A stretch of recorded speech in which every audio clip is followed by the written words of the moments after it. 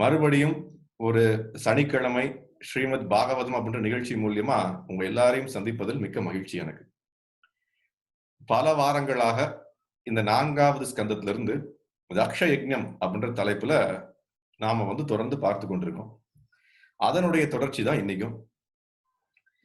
ஸ்ரீமத் பாகவதம் எவ்வளவு முக்கியமானது, நமது வாழ்க்கையில எப்படி ஒவ்வொருவரும் பாகவதத்தின் மூலியமா வாழணும் அப்படின்ற விஷயத்த நம்ம பல வாரங்களா நிறைய விஷயங்களை சொல்லியிருக்கோம். ஒவ்வொரு பாகவத ஸ்லோகங்கள் மூலியமா, மற்ற புராணங்கள் மூலியமா, எல்லா விதமான புராணங்களிலும் தலையான புராணம் ஸ்ரீமத் பாகவதம் அப்படின்ற விஷயத்த பார்த்திருக்கோம். எதனால ஸ்ரீமத் பாகவதம் மிக உயர்ந்தது அப்படின்ற விஷயத்தையும் பல முறை பார்த்திருக்கோம் நம்ம. அதனுடைய வெளிப்பாடுதான் இந்த நிகழ்ச்சிகள். இந்த நிகழ்ச்சி எதுக்கு நடத்துறோம் அப்படின்னா, எல்லாருக்கும் ஸ்ரீமத் பாகவதத்தை படிக்கணும், ஸ்ரீமத் பாகவதத்தை புரிஞ்சுக்கணும், ஸ்ரீமத் பாகவதத்தை வாழ்க்கையில ஒரு நெறிமுறையாக மாற்றணும். நித்தியம் பாகவத சேவையா அப்படின்னு சொல்லக்கூடிய ஸ்ரீமத் பாகவதத்தை நித்தியமாக ஒவ்வொருவரும் பாகவதத்தின் மூலியமா வாழ்க்கை நடத்தணும் அப்படின்ற விஷயத்த நாம இதன் மூலியமா புரிஞ்சுக்கிறோம். ரொம்ப ரொம்ப மகிழ்ச்சி உங்க எல்லாரையும் மறுபடியும் சந்திப்பதில் எனக்கு ரொம்ப சந்தோஷம். நம்ம ஒவ்வொரு நாளும் நிகழ்ச்சி ஆரம்பிக்கிறது போல இந்த வாரமும் என்ன பண்ணலாம் அப்படின்னா, முதல்ல பகவான் வாசுதேவருக்கு நமது வந்தனைகளை தெரிவிச்சுட்டு நம்ம விஷயத்தை ஆரம்பிக்கலாம். ஓம் நமோ பகவதே வாசுதேவாய, ஓம் நமோ பகவதே வாசுதேவாய, ஓம் நமோ பகவதே வாசுதேவாய. எல்லா வந்தனைகளும் பகவான் வாசுதேவருக்கே உரித்தாகட்டும். யார் இந்த வாசுதேவர்? உங்க எல்லாருக்கும் தெரியும். வாசுதேவர் மற்றும் தேவகிக்கு மகனாக 5000 வருஷத்துக்கு முன்னாடி சாக்ஷாத் பகவானே தோன்றினார். எதுக்காக தோன்றணும் அவர்? அவருக்கு வேற வேலை இல்லையா? எதற்காக இந்த பூலோகத்துக்குள்ள 5000 வருஷத்துக்கு முன்னாடி வரணும்? எதற்காக வந்தார் அப்படின்னா, நம்ம எல்லாருக்கும் அவருடைய லீலைகளை பற்றி, அவருடைய ஜென்ம கர்ம சமே திவ்யம் ஏவம் யோ வேதி தத்வதா பகவத்கீதையில் கிருஷ்ணன் சொல்றார். தியக்வா தேகம் புனர்ஜன்ம நைதி மாமேதி சர்ஜனஹா. யார் ஒருவன் என்னுடைய திவ்யமான பிறப்பு, திவ்யமான லீலைகள், திவ்யமான விஷயங்களை பற்றி தத்துவம் மூலியமா புரிஞ்சுக்கிறானோ, அவன் மறுபடியும் இந்த உலகத்தில் பிறப்பு எடுப்பதில்லை அர்ஜுனா அப்படின்னு சொல்றாரு அவர். அப்ப இந்த ஸ்ரீமத் பாகவதமே நமக்கு என்ன பண்றதுன்னா, எப்படி நம்ம வாழ்க்கையினுடைய முக்கியமான குறிக்கோளாகிய பகவானினுடைய வாதஸ்தலத்துக்கு அடைஞ்சு பகவானுக்கு ஒரு சேவகனாக மாறுவது இல்லையா? அதுதான் இந்த பாகவதம் நமக்கு ஒவ்வொரு ஸ்லோகங்களாகவும், ஒவ்வொரு பக்கங்களிலும், ஒவ்வொரு ஸ்கந்தத்திலும் நமக்கு மறுபடியும் எடுத்து சொல்லி கொண்டிருக்கு. அதை நம்ம எல்லாரும் ரொம்ப ரொம்ப கவனமாக, ஆழமாக, தீவிரேன பக்தி யோகேன இசத்தைய புருஷம் பரம். தீவிரமா பார்க்கணும். பக்தின்றது ஒரு விளையாட்டு பொருள் இல்லை. இன்னைக்கு நம்ம கேட்கிறோம், நாளைக்கு கேட்கிறோம், நாளைக்கு வேற செயலை செய்யறோம், நாளைக்கு சினிமாவுக்கு போறோம், அங்க போறோம், இங்க போறோம். பௌதிக வாழ்க்கையில எப்படி ஆர்வமா இருக்கும் அப்படின்ற விஷயத்தின் மூலியமா பக்தியை பெற முடியாது. பக்தியை எப்படி ஒருத்தனால பெற முடியும் அப்படின்னா, தீவிரேன பக்தி யோகேன, ரொம்ப தீவிரமா இருக்கணும். எனக்கு பக்தி வேணும், பகவானிடம் நான் சேவகனாக மாறணும், பகவானுக்கு சேவை செய்ய தயாராகணும், எனக்கு பகவானினுடைய சேவையை தவிர வேற வேலையே இல்லை அப்படின்ற விஷயத்துக்கு நாம முன் வரணும். அதனுடைய ஒரு முயற்சி தான் இந்த நிகழ்ச்சி. எல்லாரும் நீங்க பல வாரங்களா வந்து கொண்டிருக்கீங்க. உங்களுக்கு என்னுடைய மனமார்ந்த வரவேற்புகள். தொடர்ந்து நீங்க வரணும். நிறைய நிகழ்ச்சி நடந்து கொண்டிருக்கு. ஒவ்வொரு நாள் நடந்து கொண்டிருக்கு. நீங்க எல்லாரும் பங்கு கொள்ளணும் அப்படின்றது என்னுடைய பணிவான வேண்டுகோள். நம்ம இப்ப நிகழ்ச்சிக்குள்ள போகலாம். போன வாரம் நம்ம பார்த்தோம் இல்லையா, தக்ஷ யஜ்ஞத்தினுடைய 5வது அத்தியாயத்தை பார்த்தோம். உங்க எல்லாருக்கும் ஞாபகம் இருக்கும்னு நினைக்கிறேன். இருந்தாலும் போன வாரம் என்ன பார்த்தோன்றத ஒரு விஷயமா பார்த்துட்டு இந்த வாரம் போகலாம். போன வாரம் என்ன ஆச்சு? நாரத முனிவர் சிவபெருமான் சொல்றார், இந்த மாதிரி அந்த தக்ஷ யஜ்ஞம் நடந்த இடத்துல எந்த மாதிரி நிகழ்ச்சி நடந்தது.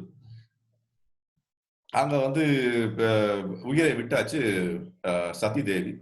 எல்லா விதமான அவங்களுடைய சகாக்களை எல்லாம் விரட்டி அடிச்சுட்டாங்க அப்படின்ற விஷயத்த சொல்றாரு. உடனே சிவபெருமானுக்கு கடும் கோபம் வருது.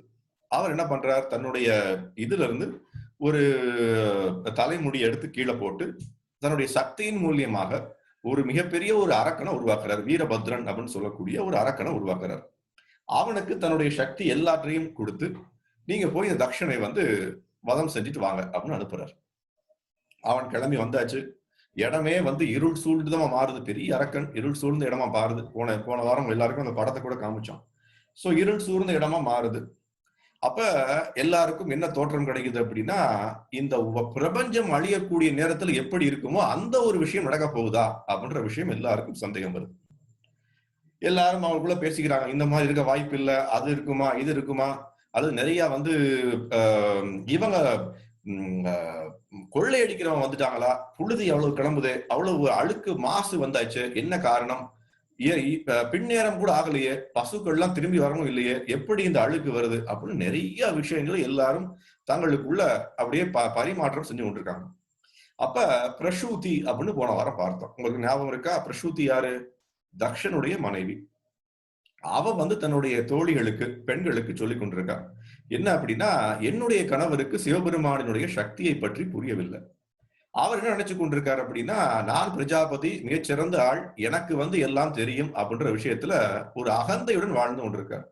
ஆனா சிவபெருமானினுடைய மிகப்பெரிய சக்தி என்னன்றது அவருக்கு துளி கூட தெரியல அப்படின்ற விஷயத்த அவ எல்லாருக்கும் சொல்றான். இந்த பிரபஞ்சம் அழியக்கூடிய காலத்துல எப்படி இருக்கும் அப்படின்ற விஷயத்தையும் முன்வைக்கிறாவ. இப்படித்தான் இருக்க போகுது அப்படின்ற விஷயத்த முன்வைக்கிறான். எல்லாருக்கும் பயம். அரக்கர்களை பாக்குறாங்க.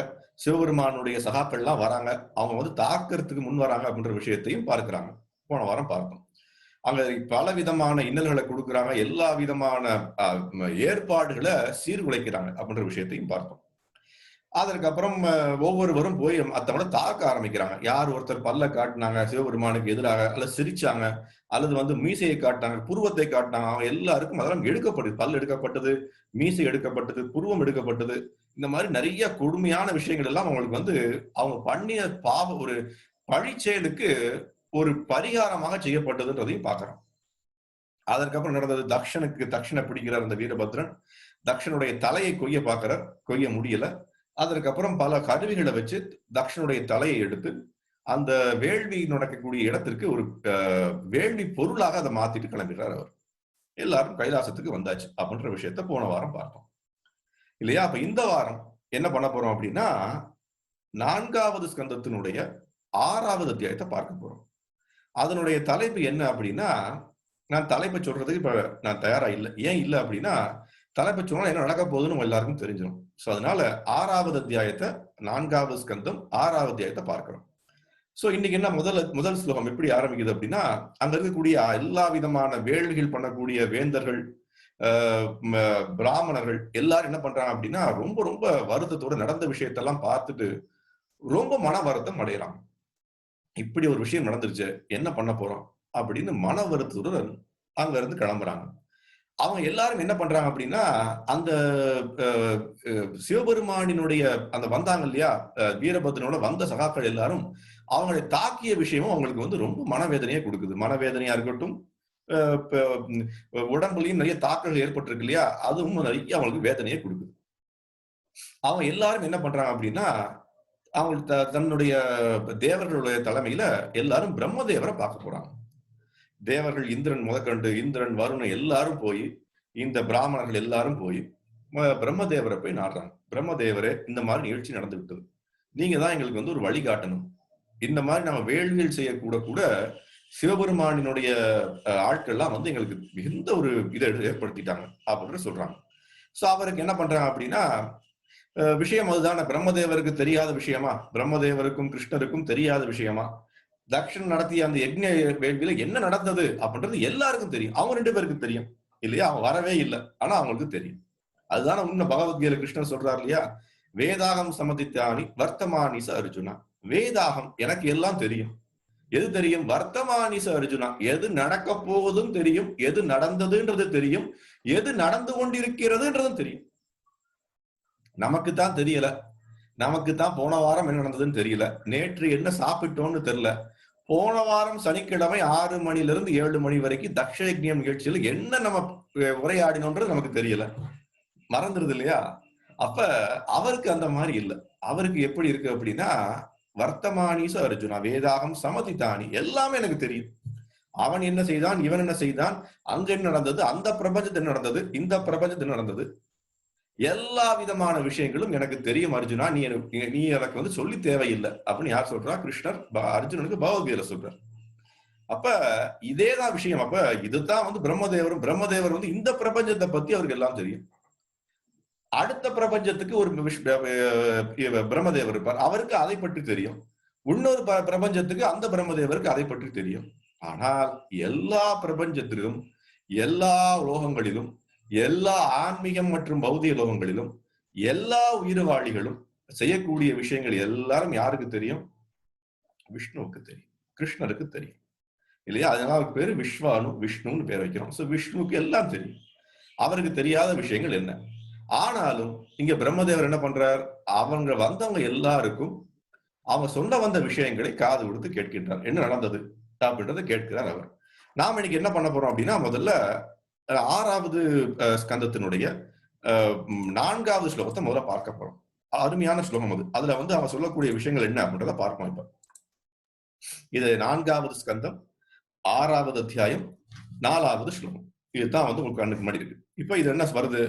தத் ஆகர்ணிய விபூப்ராஹ தேஜீயசி கிருதாகசி க்ஷேமாய தத்ர சா பூயான் நா பிராயேன புபுத்சதாம்.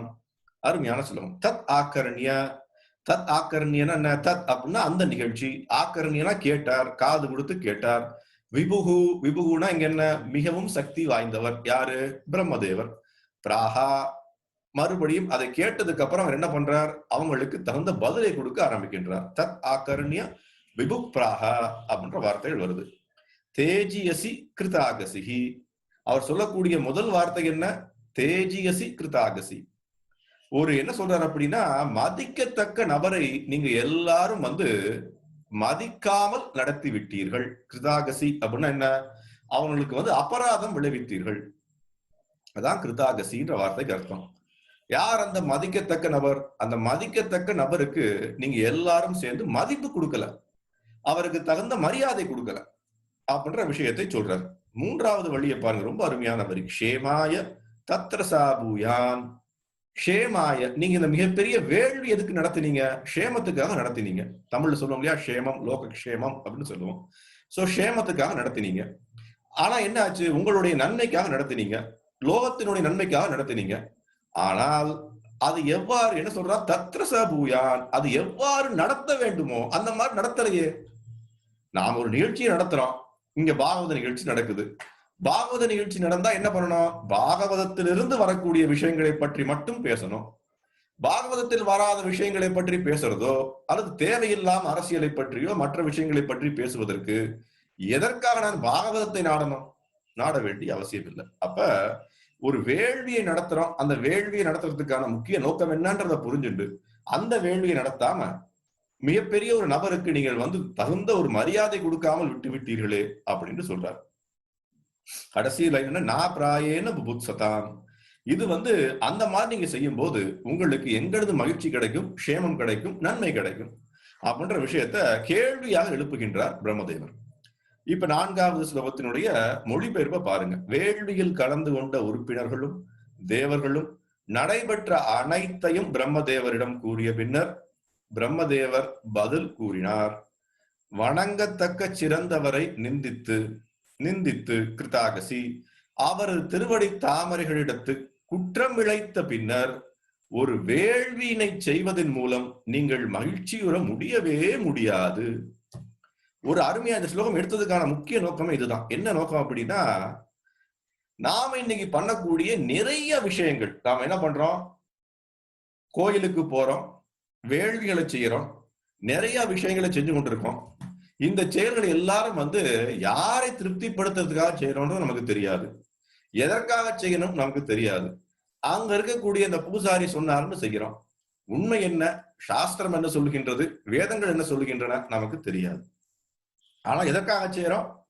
அதன் மூலியமா எனக்கு என்ன பலன் கிடைக்கும், அதன் மூலியமா நான் என்ன ஒரு மிகப்பெரிய ஒரு வெற்றியை பெறுவேனா, எனக்கு ப்ரமோஷன் கிடைக்குமா, பணம் கிடைக்குமா, பதவி கிடைக்குமா, பெருமை கிடைக்குமா, பேரு கிடைக்குமா, தேர்தல்ல வெற்றி கிடைக்குமா, இந்த மாதிரி நாம் நினைத்துக் கொண்டிருக்கோம். இங்க அதைதான் பண்ணாங்க. யாரு? தக்ஷனும்.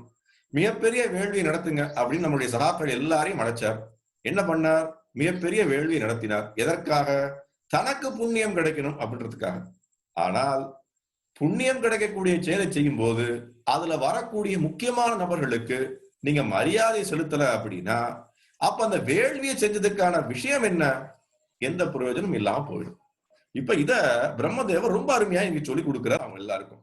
எப்படி நீங்க பண்ணக்கூடாத செயல்களை செஞ்சுட்டீங்களே, அதனால உங்களுடைய வாழ்க்கை எப்படி ஆகிவிட்டது அப்படின்ற விஷயத்த ரொம்ப ரொம்ப அருமையா சொல்றார். அதுல அவர் அடுத்து சொல்லக்கூடிய விஷயம் என்ன அப்படின்னா, அடுத்த ஸ்லோகத்துல நல்லதுதான். தக்ஷன் வந்து கொல்லப்பட்டு விட்டான் இப்ப. ஏன்னா அவன் கொல்லப்படாம இருந்தான் அப்படின்னா, சிவபெருமானை போல மிகப்பெரிய அல்லது மதிக்கத்தக்க நபர்களுக்கு அவன் மறுபடியும் மறுபடியும் மரியாதை கொடுத்திருக்க மாட்டான். அல்ல மரியாதை வந்து என்ன பண்ணிருப்பான் அப்படின்னா, பேரிழப்பு ஒரு அபராதத்தை செஞ்சிருப்பான்.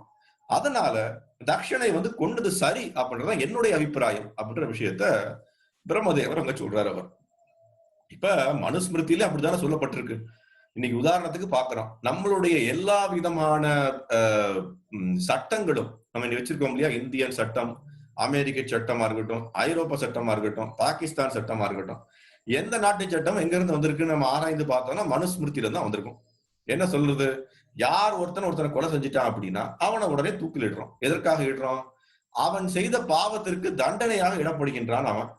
ஆனால் அவன் அப்படி செய்யல அப்படின்னா அவன் மேற்கொண்டு மேற்கொண்டு பல விதமான தவறுகளை செஞ்சு கொண்டே இருப்பானே. அடுத்தவனை கொல்ல போவான், அடுத்தவனுக்கு துன்பத்தை கொடுப்பான், அடுத்தவனை வந்து தகாத விஷயங்களை செய்வான்.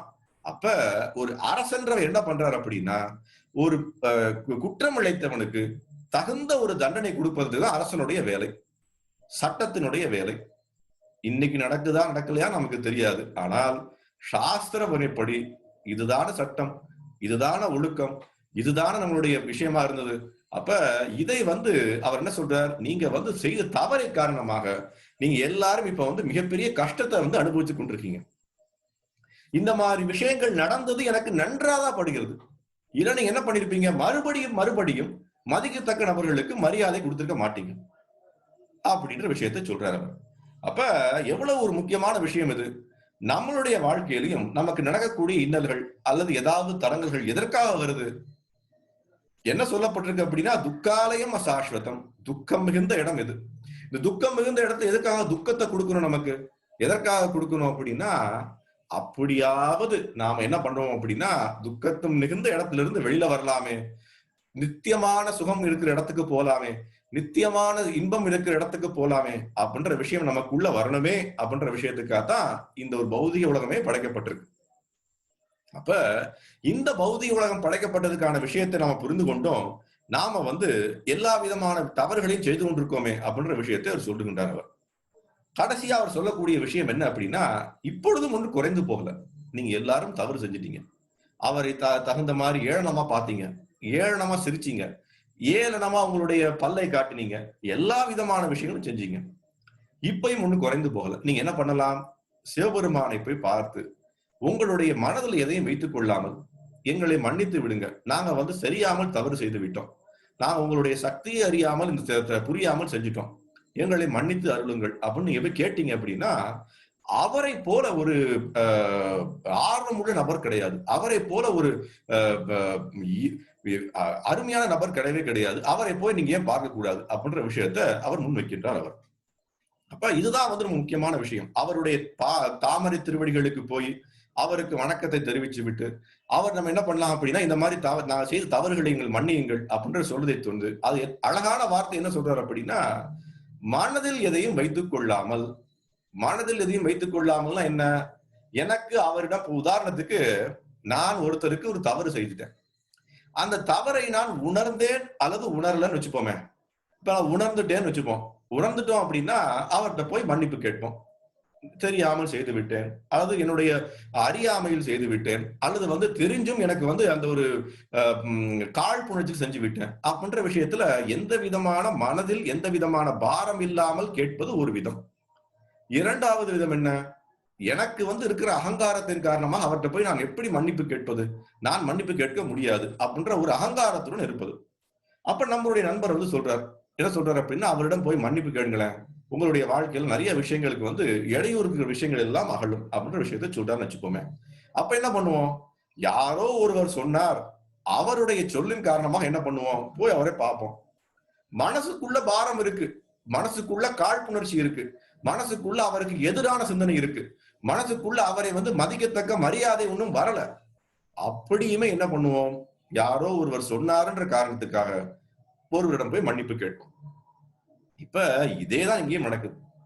பிரம்மதேவர் என்ன சொல்றாரு அப்படின்னா, தேவர்களிடமும் சரி, அந்தணர்களிடம் சரி, பிராமணரிடம் என்ன சொல்றாரு அப்படின்னா, நீங்க எல்லாரும் மனதில் எந்த விதமான விஷயங்களையும் வைத்துக் கொள்ளாமல் அவருக்கு தகுந்த மரியாதையுடன் போய் அவருடைய தாமரை திருவடிகள்ல போய் நீங்க சரணடைஞ்சீங்க அப்படின்னா கண்டிப்பா அவர் என்ன பண்ணுவார், நீங்கள் செய்த தவறை மன்னிப்பார் அப்படின்ற விஷயத்த அவன் எல்லாருக்கும் ஒரு அறிவுரையாக கூறுகின்றார் அவர். அது ரொம்ப முக்கியமான விஷயம் இல்லையா? நாம என்ன பண்ணணும், மிகச்சிறந்த ஒரு மதிக்கத்தக்க நபரிடம் அவருக்கு மரியாதை இல்லாத விஷயத்த பண்ணிட்டோம். அப்ப அவருக்கு போய் மன்னிப்பு கேட்பதுதான முறை அப்படின்ற விஷயத்தை இங்க அறிவுரையாக யார் சொல்றா, பிரம்மதேவர் சொல்றார். இப்ப நம்ம அடுத்து என்ன பண்றோம் அப்படின்னா, அதே அத்தியாயத்துல வரக்கூடிய 6வது ஸ்லோகத்தை பார்க்கிறோம். 4வது ஸ்கந்தம் 6வது அத்தியாயம் 6வது ஸ்லோகத்தை பார்ப்போம். அதுலயும் நிறைய விஷயங்கள் வருது. அதுல என்ன விஷயங்கள் வருது அப்படின்றத விஷயத்தை பார்ப்போம். இது 6வது ஸ்லோகம்.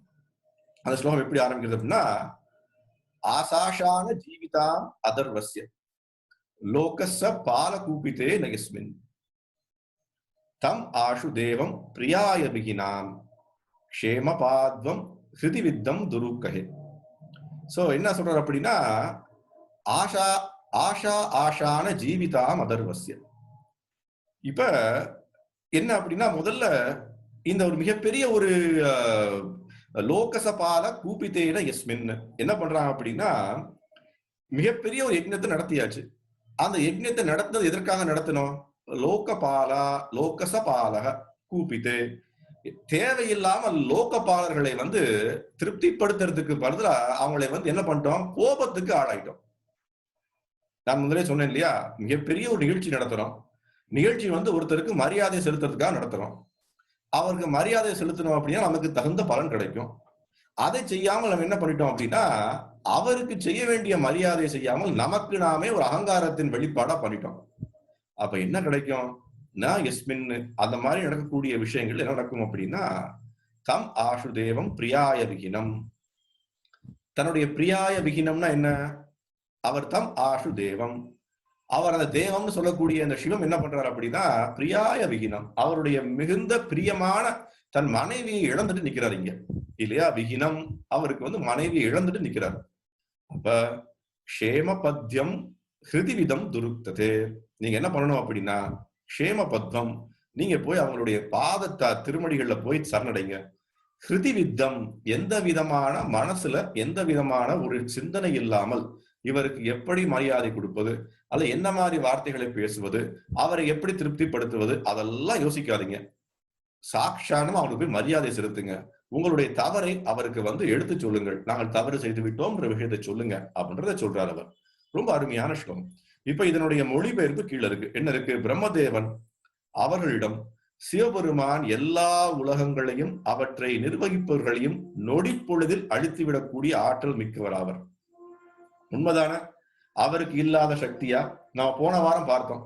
பிரசூதி தக்ஷனுடைய மனைவி சொல்றார் இல்லையா, அவருக்கு இல்லாத சக்தியை பற்றி என்னுடைய கணவனுக்கு ஒரு துளி கூட புரியவில்லை. அவரால் எல்லா லோகபாலர்களையும் ஒரு நொடியில் அழிக்கக்கூடிய சக்தி மிக்கவர் அவர் என்றும், அவர் சமீபத்தில் இறந்த அவரது மனைவியின் துக்கத்தினாலும் தக்கனின் கொடிய வார்த்தைகளாலும் மிகவும் பாதிக்கப்பட்டிருக்கின்றார். ஆகையினால் அவரை சரணடைந்து அவரின் மன்னிப்பை வேண்டுவதே தேவர்களுக்கு நன்மை அளிக்கும் என்று அறிவுறுத்துகின்றார். உண்மை அதுதானே? தேவர்களுக்கு இப்ப நடந்த விஷயங்கள்ல இருந்து ஏதாவது ஒரு வெளியில வரணும் அப்படின்னா அது எப்படி வர முடியும்? சிவபெருமான்கிட்ட போய் மன்னிப்பு கேட்காம நடக்கவே நடக்காது அப்படின்ற விஷயத்தை சொல்றார் அவர். அப்ப இங்க அதான் அவர் சொல்லக்கூடிய விஷயங்கள் அடுத்த ஸ்லோகத்துல வருது. என்ன வருது அப்படின்னா, பிரம்மதேவர் தானே ஒத்துக்கிறார், எனக்கே சிவபெருமானுடைய சக்தி என்னன்னு சரியா தெரியாது. அவ்வளவு எல்லையற்ற சக்தி அவருக்கு இருக்கு. நீங்க உங்களோட தலைவராகி இந்திரனுக்கு தெரியாது, சந்திரனுக்கு தெரியாது, வருணனுக்கு தெரியாது, யாருக்கும் தெரியாதுங்க.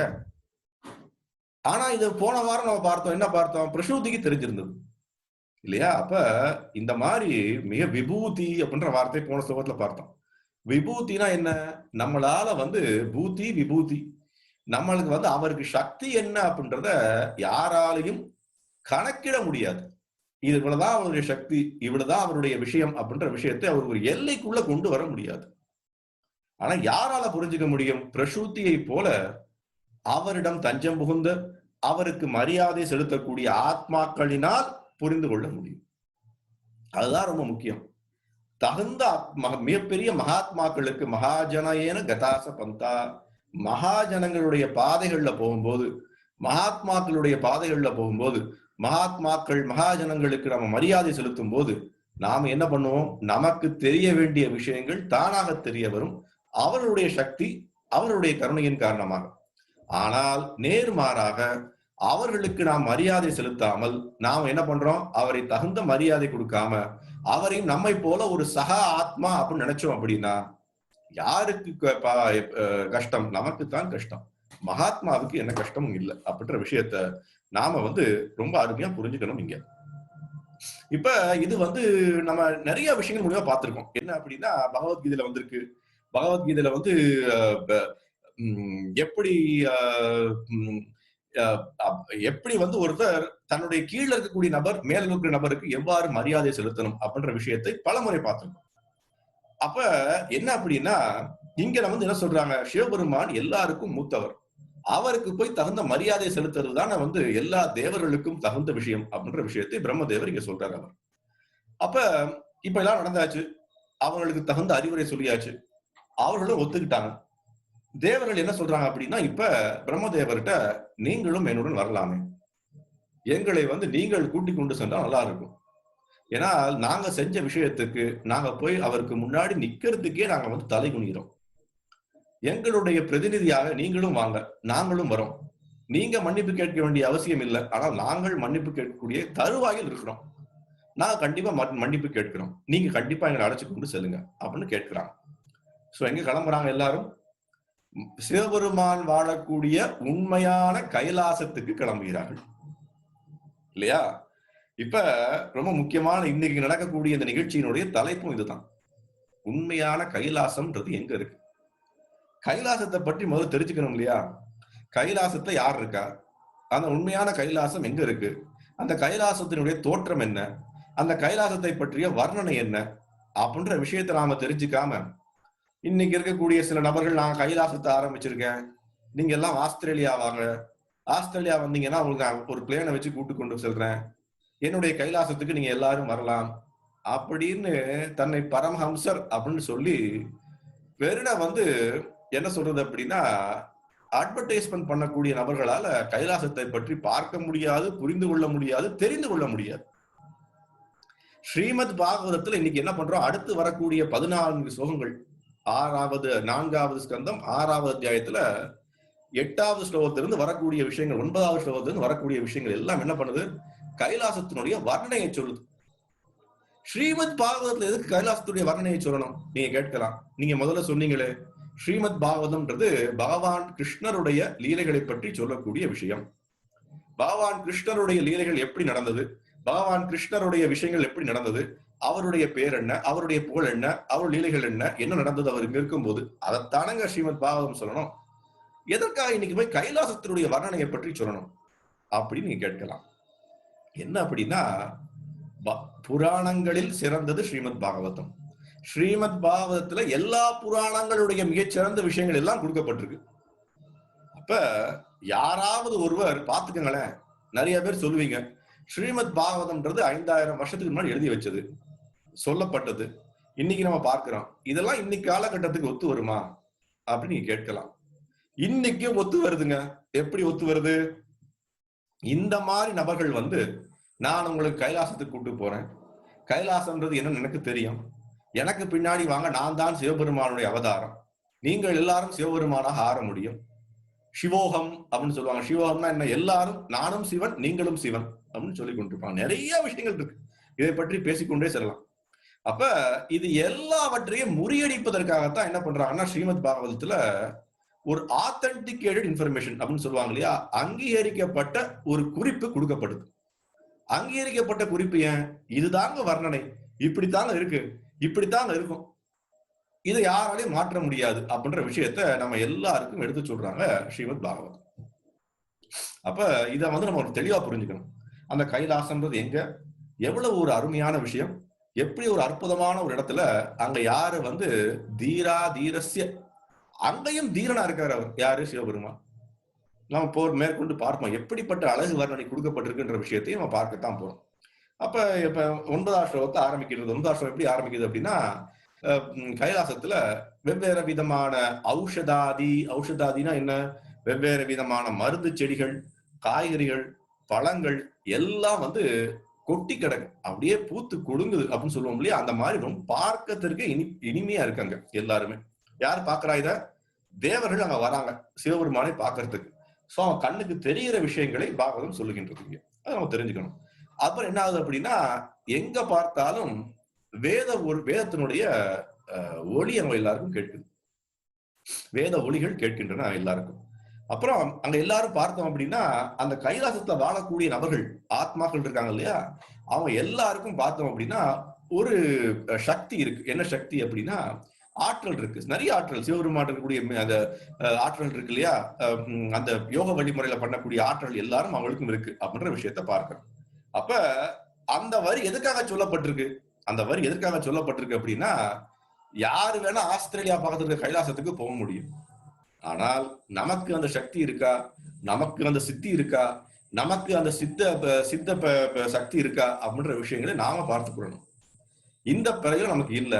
இந்த பிறவில நமக்கு தகுந்த ஆட்கள் இல்ல. நாம வேணா பேருக்கு ஒரு போர்டு போட்டுக்கலாம். கைலாசம், பரமஹம்சன் போட்டுக்கலாம். சிவபெருமானை பற்றி அவருடைய கால் நகத்தில் இருக்கக்கூடிய ஒரு தூசை கூட அவங்களால பார்க்க முடியாது, புரிந்து கொள்ள முடியாது, கேட்க முடியாது, உணர முடியாது. அதுதான் உண்மை. அப்ப அதை நம்ம ஃபுல்லா புரிஞ்சுக்கணும். அதற்கப்புறமே நிறைய விஷயங்கள் சொல்லப்பட்டிருக்கு. அங்க வந்து யார் யாரெல்லாம் வாழ்றாங்க அப்படின்னா, கிண்ணறான்னு சொல்லக்கூடிய அந்த நபர்கள் வாழ்றாங்க, அப்சரர்கள் வாழ்கின்றனர், கந்தர்வர்கள் பாட்டு பாடிக்கொண்டு ஆடிக்கொண்டு ரொம்ப சந்தோஷமா இருக்காங்க அப்படின்ற விஷயத்த பார்க்கிறோம். நிறைய வந்து அங்க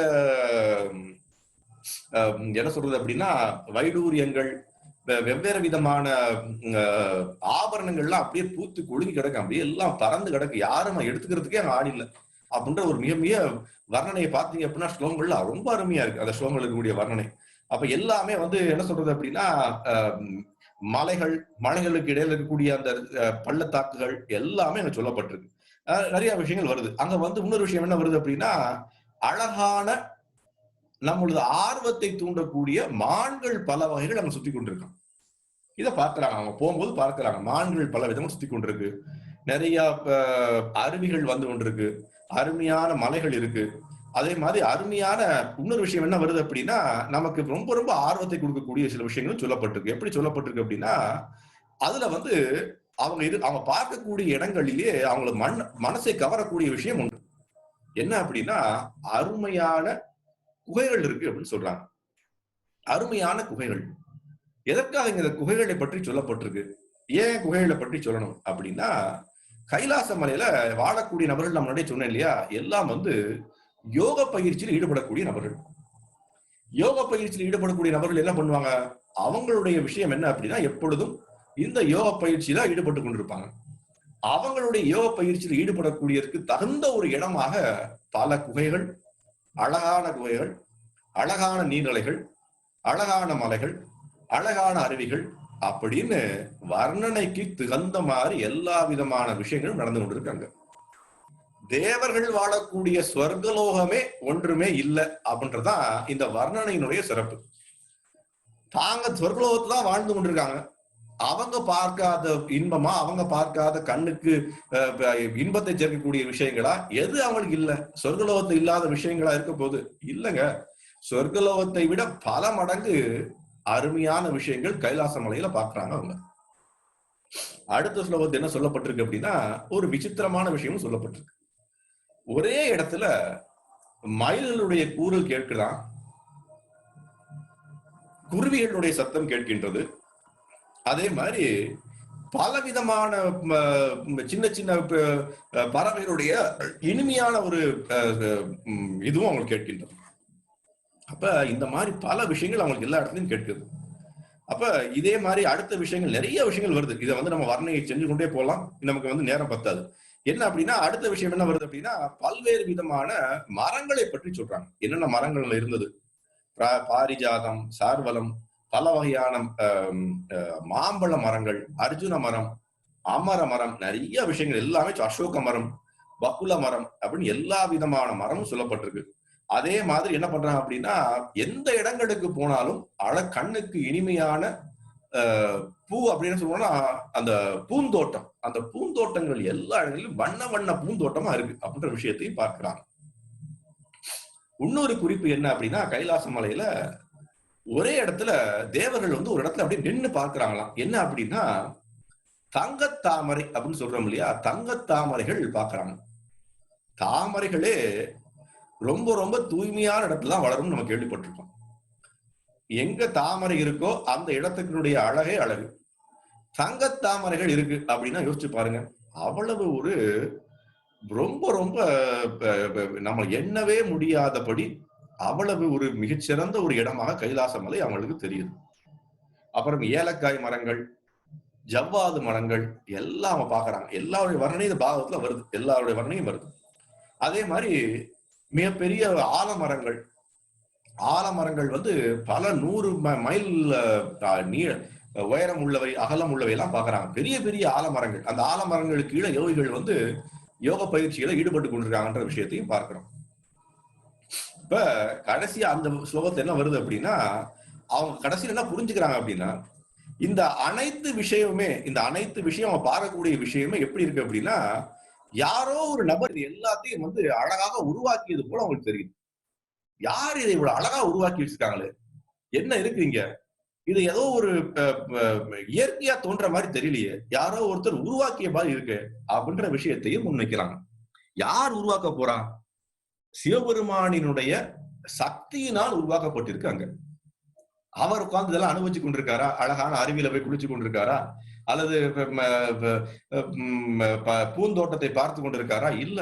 அவர் என்ன பண்றார்? ராம ராம ராமேதி ரமே ராமே மனோரமே சகஸ்ரநாம தத்துல்யம் ராமநாம வரானேன்னு சொல்லக்கூடிய ராமனுடைய நாமத்தை சொல்லிக் கொண்டிருக்கார். அதுதான் அவர் சொல்றார் பார்வதி தேவிக்கு. அதை நம்ம தெரிஞ்சுக்கிறோம். அவர் செய்யக்கூடிய யோக பயிற்சி என்ன? எப்பொழுதும் ராமநாமம், பகவான் விஷ்ணுவை பற்றிய நினைப்பு, கிருஷ்ணரை பற்றிய நினைப்பு. அதிலே சதா தன் வாழ்க்கையை வாழ்ந்து கொண்டிருக்கார். யோக பயிற்சியில் ஈடுபட்டு கொண்டிருக்கார். தீராதீரன் தீரனை போல வாழ்ந்து கொண்டிருக்கார் அப்படின்ற விஷயத்த பார்க்கிறோம். இப்ப இந்த படத்துல நீங்க பார்க்கக்கூடிய விஷயம் என்ன அப்படின்னா, ஒரு அழகான ஏரிய பாக்குறாங்க. அந்த மாதிரி ஒரு ஏரிய சொர்க்கலோகத்துல வாழக்கூடிய தேவர்களே பார்த்ததில்லை அப்படின்ற விஷயம் இங்க வைக்கப்படுது. அந்த ஏரிக்கு பேரு அழகானந்தா, அழக ஆனந்தா. அந்த அழகுன்றது எவ்வளவு இருக்கணும் அப்படின்ற விஷயத்திற்கு எல்லையே இல்லையா, எல்லையற்ற அழகு அப்படின்ற விஷயத்தான். அது அவ்வளவு ஆனந்தத்தை கொடுக்கக்கூடிய ஏரி. அந்த ஏரியில தான் சதி தேவி எப்பொழுதும் நீராடுவார்களாம். அதனால அந்த நீர் வந்து ரொம்ப ரொம்ப புனிதமானது அப்படின்னு அங்க இருக்கக்கூடிய நிறைய யோகிகள்லாம் வந்து அந்த நீரை வந்து தலையில தேய்ச்சி கொண்டு வாங்கலாம். அவ்வளவு அழகான ஏரிகள் அங்க இருக்கிறத பாக்குறாங்க அவங்க. இப்ப இவங்க எல்லாருக்கும் ஒரே ஒரு என்ன சொல்ல அப்படின்னா, மனக்கற்பனையில ஈடுபடவே முடியல. எப்படி இப்படி ஒரு அருமையான விஷயங்கள் எங்க இருக்கு அப்படின்ற விஷயத்த பார்க்கிறாங்க. அதே அழகானந்தா இருக்கக்கூடிய அந்த ஏரிக்கு பக்கத்துல ஒரு சௌகந்திகா அப்படின்ற இடத்தையும் பார்க்கிறாங்க. அந்த சௌகந்திகான்ற இடத்தை எதுக்கு பாக்குறாங்க அப்படின்னா, அங்க வந்து ஒரே இடத்துல வெவ்வேறு விதமான சௌகந்திகான என்ன, நமக்கு அழகான வாசனை திரவியங்கள் இருக்கக்கூடிய எல்லா விதமான மலர்களும் ஒரே இடத்துல இருக்கின்றதையும் பார்க்கிறாங்க.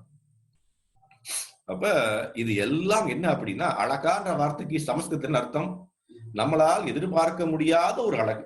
அழகு, அழகா அப்படின்ற அர்த்தம் அதான் அர்த்தம். அப்ப இங்க 2 விதமான நதிகள் ஓடுறதையும் பார்க்கிறாங்க. நந்தா, அழகானந்தா 2 நதிகள் ஓடுது.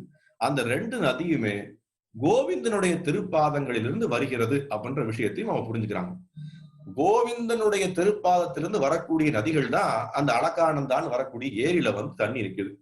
கோவிந்தன் இருந்து வரக்கூடிய அந்த நீரை வந்து புனிதமாக நம்பித்தான் என்ன பண்றாங்க அவங்க, சதி தேவி என்ன பண்றாங்க அப்படின்னா தன்னுடைய நீராடுறாங்க. சதி தேவியினுடைய நீராடிய விஷயத்தின் காரணமாக எல்லா யோகிகளும் என்ன பண்றாங்க அப்படின்னா அந்த நீரை தாங்களும் எடுத்து ரொம்ப ரொம்ப புனிதமா கருதுறாங்க. அப்ப இதுதான் உண்மை. கோவிந்தனுடைய திருப்பாதங்களிலிருந்து வரக்கூடியதுதான் கங்கை நதி. அதை என்ன பண்றாரு அவர், கைலாச மலையில சிவபெருமான் தன் தலையில எடுத்துக்கிறார். அவர் எடுக்கக்கூடிய அந்த நீர் தான் நமக்கு என்ன பண்ணுது, அவருடைய நீர்ல இருந்து வரக்கூடியதான் நமக்கு இங்க வந்து பூலோகத்துல பகீரதன் அப்படின்னு சொல்லக்கூடிய, அதாவது பேர் பகீரதன், அந்த அரசனுடைய வேண்டுதல்னால நமக்கு கங்கை நதியா வருது இல்லையா. அப்ப முதல்ல எங்க இருந்து வருது, விஷ்ணுவினுடைய பாதங்களிலிருந்து வருது. அவருடைய பாதங்களிலிருந்து சிவபெருமான் தன்னுடைய தலையில எடுத்துக்கொண்டு அவருடைய நீரோட்டத்தின் வழியாக நமக்கு கிடைக்கின்றது விஷயத்தை பார்க்கிறோம். அப்ப ரொம்ப ரொம்ப அருமையான விஷயங்கள் எல்லாம் இந்த இந்த 2 இடங்களையும் பார்த்து அந்த தேவர்கள்லாம் வந்து பிரமிச்சு போய் நிக்கிறாங்க. நாம வாழக்கூடிய இடம் தான் மிகச்சிறந்த இடம் நினைச்சு கொண்டிருந்தோமே, இன்னைக்கு பாருங்க நம்ம இடம்லாம் ஒன்றுமே இல்ல, துச்சமான இடமா இருக்கு, இங்க கைலாசத்தை பாருங்க அப்படின்ற வர்ணனை ஸ்ரீமத் பாகவதம் நமக்கு தெளிவாக சொல்லுகின்றது. அப்ப கைலாசம்ன்றது என்ன, அந்த கைலாசத்தின்ற விஷயத்தை பற்றி நம்ம எப்படி புரிஞ்சுக்கணும் அப்படின்றத இந்த ஒரு 15 ஸ்லோகங்கள் மூலியமா நம்ம புரிஞ்சுக்கிறோம். இதுலயும் நான் இந்த விஷயத்தை திருப்பி திருப்பி சொல்றேன் அப்படின்னா, நமக்கு தற்காலிகமான நடக்கக்கூடிய பல விஷயங்கள் ஸ்ரீமத் பாகவதம் நமக்கு உணர்த்தி கொண்டே இருக்கும். நீங்க ஒவ்வொரு பக்கம் ஸ்ரீமத் பாகவதம் எடுத்து படிச்சாலும் இன்னைக்கு நடக்கக்கூடிய விஷயங்களை பற்றி அது ஏதாவது ஒரு விஷயத்தை சொல்லிக் கொண்டுதான் இருக்கும். இன்னைக்கு நடக்கக்கூடிய தவறு இன்னைக்கு எப்படி நடக்கணும், அதை இன்னைக்கு எப்படி நம்ம வாழ்க்கை நடத்தணும், இன்னைக்கும் சொல்றேன் 2021 நம்ம பேசிக் கொண்டிருக்கோம். 5000 வருஷம் ஆச்சு எழுதி, இன்னைக்கும் அது ஒற்று இருக்கு அப்படின்ற விஷயத்த நாம என்னைக்குமே நிராகரிக்க முடியாது அப்படின்ற விஷயத்த நம்ம புரிஞ்சுக்கணும். நாம அடுத்து என்ன பண்றோம் அப்படின்னா, அதே 6வது அத்தியாயத்தினுடைய 26வது ஸ்லோகத்தை பார்ப்போம். அந்த 26வது ஸ்லோகம் என்ன சொல்லுது அப்படின்னா, இதுலயும் ஒரு முக்கியமான வார்த்தை வருது அப்படின்றதான் உங்களுக்கு காட்டுறேன் நான். யயோ சூர ஸ்திரியக்ஷதேர் அவருஹ்ய ஸ்வதிஷ்ணியதः கிரீடண்டி பும்ஷஸ்சிஞ்சயோ விகாய ரதிகர்ஷிதः. ரொம்ப அருமையான வார்த்தை. இதுல வந்து ஒரு சின்ன விஷயம் இருக்கு, நமக்கு நேரம் கம்மியா இருக்கு, இருந்தாலும் ஒரு விஷயம் சொல்லணும். என்ன அப்படின்னா, யயோ சூரா ஸ்திரியக்ஷதேர், யயோனா என்ன சொல்லக்கூடிய இந்த 2 நதிகள் சொன்னேன் இல்லையா, அலகா மற்றும் நந்தா அப்படின்னு சொல்லக்கூடிய 2 நதிகள்ல அந்த அங்க இருக்கக்கூடிய எல்லா உயிர்வாளிகள், அந்த யோகிகளுடைய தம்பதியினர் எல்லாரும் என்ன பண்றாங்க அப்படின்னா, இங்க வந்திருக்கக்கூடிய எல்லா தேவர்கள் அவருடைய மனைவிகள் எல்லாம் அந்த நதியில இறங்கி குளிக்கிறாங்க. அவர்களும் தன்னுடைய கணவர்களோட சேர்ந்து நீராடுறாங்க அவங்க. அப்ப இதுல என்ன சொல்றாங்க அப்படின்னா, அவருஹ்ய ஸ்வதிஷ்ணியதः, தங்களுடைய விமானத்தின் கீழே இறங்கி அவங்க அந்த நதிக்குள்ள இறங்குறாங்க. கிரீடந்தி பும்சச்சிந்தயக, அவங்களும் அவங்களுடைய கணவர்களும் சேர்ந்து என்ன பண்றாங்க அப்படின்னா, கிரீடந்தி தண்ணீர சில விளையாடி கொண்டிருக்காங்க எல்லாரும் இல்லையா, அதையும் பார்க்கிறாங்க அவங்க, அங்க பார்க்கிறாங்க இல்லையா, எல்லாம் பார்க்கிறாங்க. அதற்கப்புறம் வரக்கூடிய வார்த்தை ரொம்ப முக்கியமான வார்த்தை, விகாய ரதிகர்ஷிதா. என்ன அப்படின்னா, ரதிகர்ஷிதா, அங்க இருக்கக்கூடிய விஷயங்கள் எல்லாம் ரொம்ப நேரம் ஈடுபட்டு அதுலயும் வந்து ஒரு விரக்தி ஏற்படுகின்றது. போதுமே, இதுல என்ன இருக்கு அப்படின்ற விஷயம் வருகின்றது. அப்ப பௌதிக உலகம்னா எனக்கு சொல்ல வரோம் அப்படின்னா, சொர்க்கலோகமா இருக்கட்டும், கைலாச லோகத்தை கூட இருக்கட்டும், ஆன்மீக லோகத்தை தவிர இருக்கக்கூடிய அனைத்து லோகங்களிலும் என்ன அப்படின்னா, நம்மளுடைய நாம சொல்லக்கூடிய இந்த இது இருக்கு இல்லையா, இன்பம் அப்படின்னு சொல்லக்கூடிய விஷயம், அது எப்பொழுதுமே ஒரு தற்காலிகமானது, வரையறைக்குள்ள உள்ளது அப்படின்ற விஷயத்தை நாம் புரிந்து கொள்ள வேண்டும். இந்த 26வது ஸ்லோகத்தினுடைய மொழிபெயர்ப்பு என்ன? என் தன்பனா சக்தா, எனது அன்பனான சக்தா என்ற விதுரனுக்கு மைத்ரேயர் சொல்கின்றார், வானத்து தேவ மகளிர் புஷ்பக விமானங்களிலிருந்து தங்களுடைய கணவர்களுக்கு அந்த நதிகளில் இருக்கும் இடத்திற்கு வந்து கலந்து மகிழ்ந்த பிறகு நீரினுள் இறங்கி தங்கள் கணவர்களின் மீது நீரினை வாரி இழைத்து விளையாடி மகிழ்வார் அப்படின்ற விஷயத்தை சொல்றாங்க. இப்ப இதுல நான் எதற்கு இந்த ஸ்லோகத்தை நீங்க எடுத்தேன் அப்படின்னா, உங்களுக்கு காட்டுறதுக்கு இதுல 2 விஷயங்கள் வருது. என்ன முக்கியமான வார்த்தை அப்படின்னா, ரதிகர்ஷிதா அப்படின்ற வார்த்தை வருது. ரதிகர்ஷிதகானா என்ன? ரதி அப்படின்னா பற்று அப்படின்னு அர்த்தம். பற்றுனா என்ன? ஒரு விளையாட்டு மேல அல்லது ஏதோ ஒரு விஷயத்து மேல ஒரு பற்று இருக்கு, அல்லது கணவருக்கு மனைவி மேல பற்று, குடும்பத்தின் மேல கணவனுக்கு பற்று, அல்லது பணத்தின் மேல் ஏதோ ஒரு பற்று. கர்ஷிதகா அப்படின்னா என்ன அர்த்தம்? அந்த விஷயத்தின் மீது இருக்கக்கூடிய பற்று என்ன பண்ணும் அப்படின்னா, நாளடைவில் நமக்கு அது கொஞ்சம் கொஞ்சமாக பற்று வந்து இன்பத்தை கொடுக்காமல் சோகத்தையே கொடுக்கும் இந்த பௌதிக உலகத்தில் அப்படின்ற வார்த்தைய 2 வார்த்தை அழகாக சொல்லிவிட்டது ரதிகர்ஷிதா. அப்ப சொர்க்கலோகத்திற்கு போனாலும் சரி இல்லையா, எங்க லோகத்துக்கு போனாலும் சரி, இங்க நம்ம இன்பம் அப்படின்றத எதிர்பார்க்கவே முடியாது.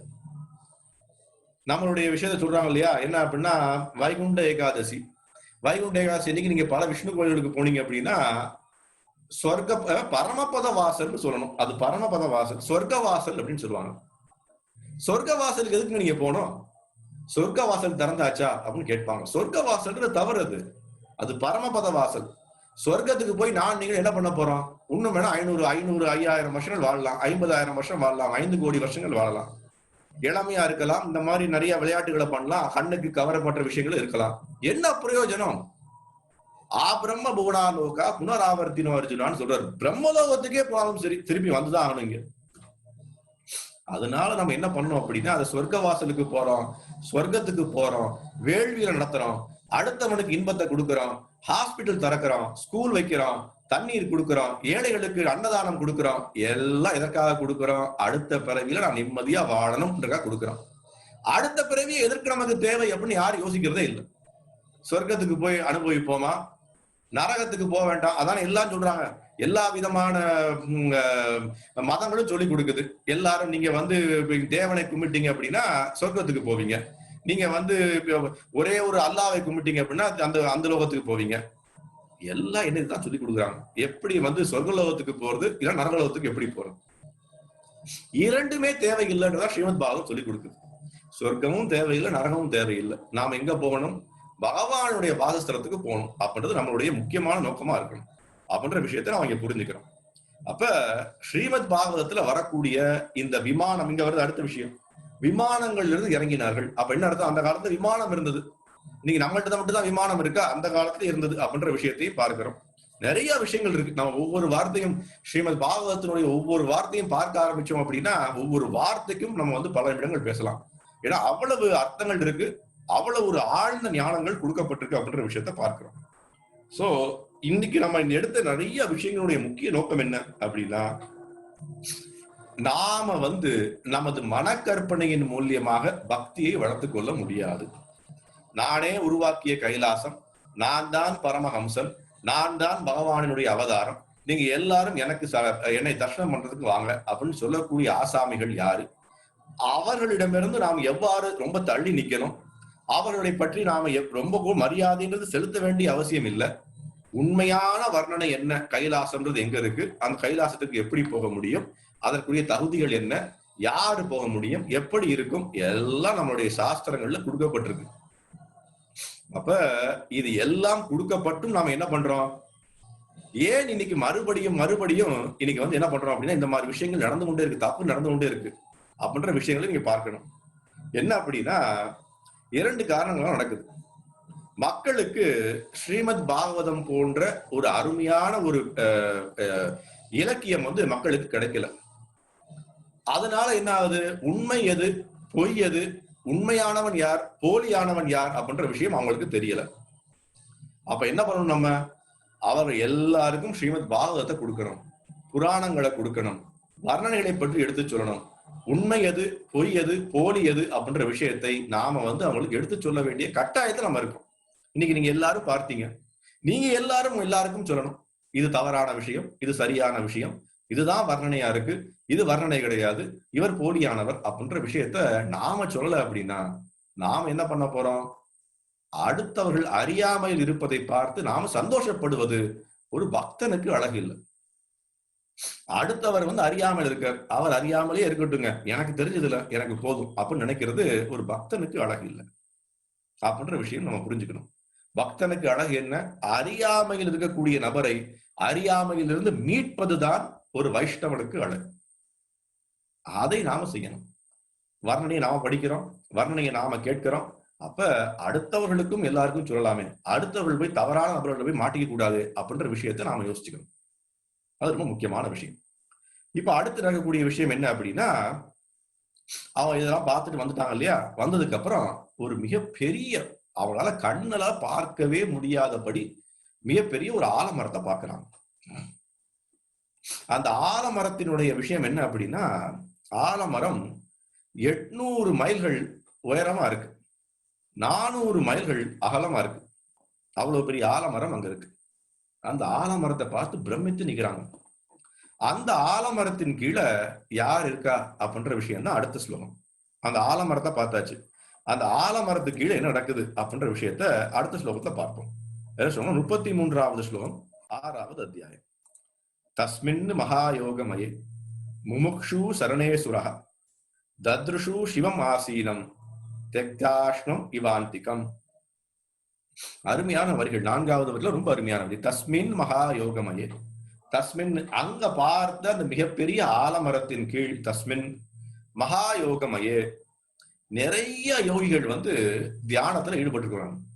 அந்த ஆலமரம் அவ்வளவு பெரிய அகலமான ஆலமரம் ஆச்சு, நிறைய பேர் ஈடுபட்டு கொண்டிருக்காங்க.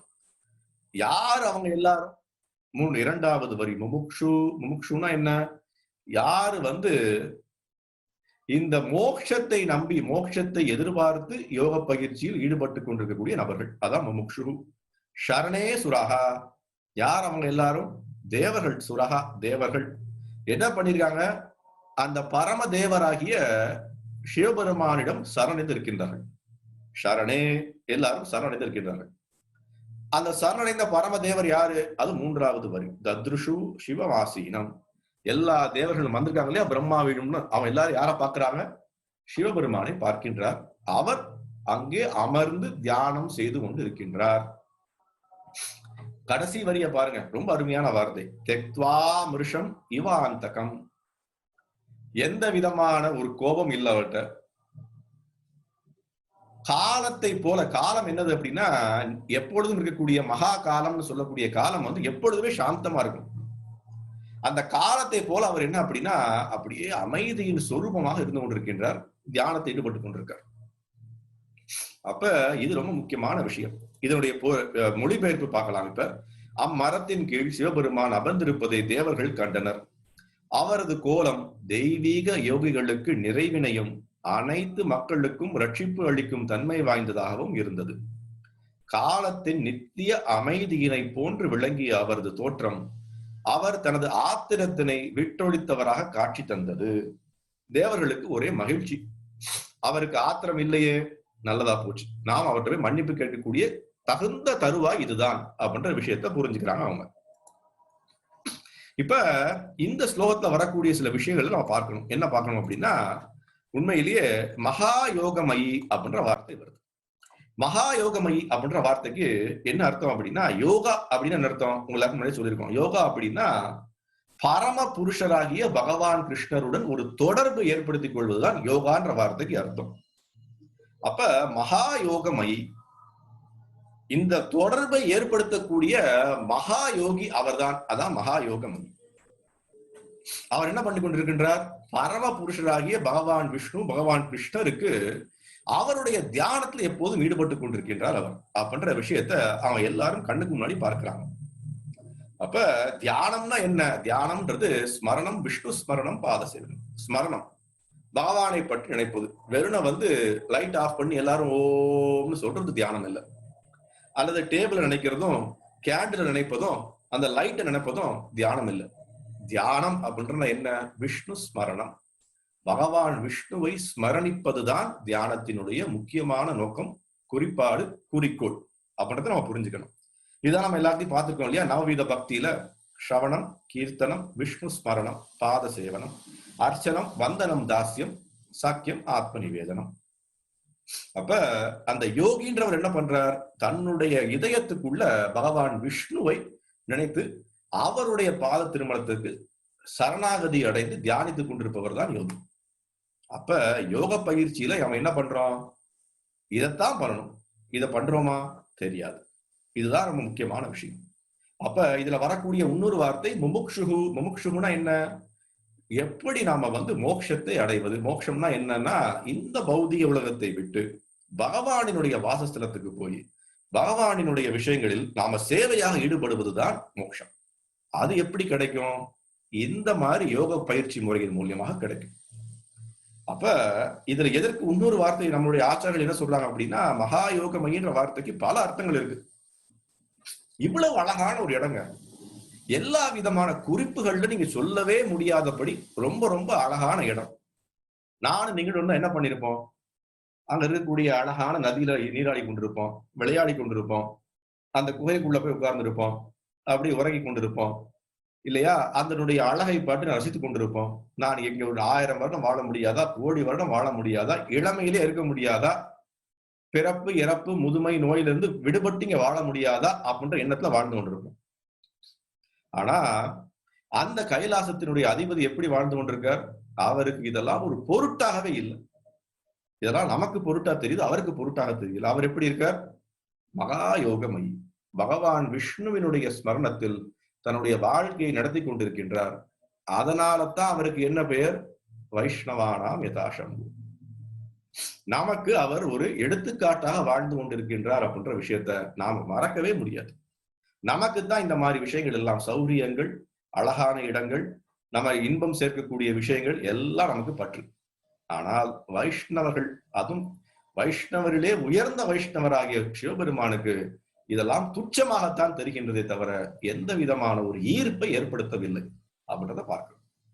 சோ அதுதான் இன்னைக்கு நம்ம பார்த்த நிகழ்ச்சியினுடைய முக்கியமான குறிப்பு. சோ நம்ம இதோட இன்னைக்கு நிகழ்ச்சியை முடிச்சுக்கலாம். அடுத்த வாரம் தொடர்ந்து நம்ம என்ன பார்க்க போறோம் அப்படின்னா, அதே நிகழ்ச்சியில வந்தாங்க இல்லையா எல்லா அந்த சிவபெருமானை பார்க்கறதுக்கு வந்த தேவர்கள், பிரம்மதேவர் எல்லாரும் இப்ப என்ன பண்ண போறாங்க? சிவபெருமானை பார்த்து அவரிடம் மன்னிப்பு கேட்க போறாங்க. சோ அடுத்த வாரம் நம்ம என்ன பண்ணலாம் அப்படின்னா, அவங்க என்ன மன்னிப்பு கேட்கிறாங்க, என்ன மாதிரி விஷயங்களை பேச போறாங்கன்றத அடுத்த வாரம் பார்க்கலாம். இதோட நம்ம இந்த நிகழ்ச்சியை முடிச்சுக்கலாம். அடுத்த வாரம் சனிக்கிழமை மறுபடியும் எல்லாரையும் சந்திக்கலாம். யாருக்காவது கேள்விகள் இருந்தால் இப்ப அந்த கேள்விகளை கேட்கலாம். இன்னைக்கு நடந்த நிகழ்ச்சி சம்பந்தமான கேள்வியா இருக்கட்டும், அல்லது ஏதாவது உங்களுக்கு ஆன்மீக விஷயங்கள் சம்பந்தமான விஷயங்கள் நீங்க முன்னாடி படித்தது கேட்டது அதனுடைய கேள்விகள் ஏதாவது இருந்தால் நீங்க என்ன பண்ணலாம் அப்படின்னா கையை உயர்த்தலாம். இந்த ஜூம்ல வந்து கையை உயர்த்தக்கூடிய ஒரு வாய்ப்பு இருக்கு. யாராவது கையை உயர்த்தினீங்க அப்படின்னா உங்களுக்கு நீங்க கேள்வியை கேட்கலாம். இல்ல எனக்கு வந்து கேட்கறதுக்கு கொஞ்சம் இதா இருக்கு அப்படின்னா நீங்க அந்த சாட் விண்டோலையும் உங்களுடைய கேள்வியை அனுப்பலாம். அடுத்த ஒரு 10 நிமிடங்கள் அல்லது 5 நிமிடங்கள் ஏதாவது கேள்விகள் இருந்தால் கேள்விகளை பார்க்கலாம். சோ இன்னைக்கு நடந்த நிகழ்ச்சியினுடைய தொகுப்பு இதுதான். கைலாசம்ன்றது என்ன, உண்மையான கைலாசம்ன்றது என்ன, கைலாசத்தினுடைய அழகு என்ன, அதனுடைய உண்மையான விஷயம் என்ன, யார் அங்க வாழ்றா, எந்த மாதிரி மக்கள் வாழ்கின்றனர், நாம் அங்க போக முடியுமா, எப்படி போவது, அத போக முடியல அப்படின்னா என்ன மாதிரி விஷயங்கள் பண்ணணும், பகவான் சிவனுடைய உண்மையான அந்தஸ்து என்ன, இது எல்லாம் நம்ம பார்த்தோம். அதுதான் இன்னைக்கு நம்ம பார்க்கக்கூடிய முக்கியமான விஷயம். கலையரசி அப்படின்றவங்க கையை உயர்த்திருக்காங்க. ஏதாவது கேள்வி கேட்கணும்னா கேட்கலாம்.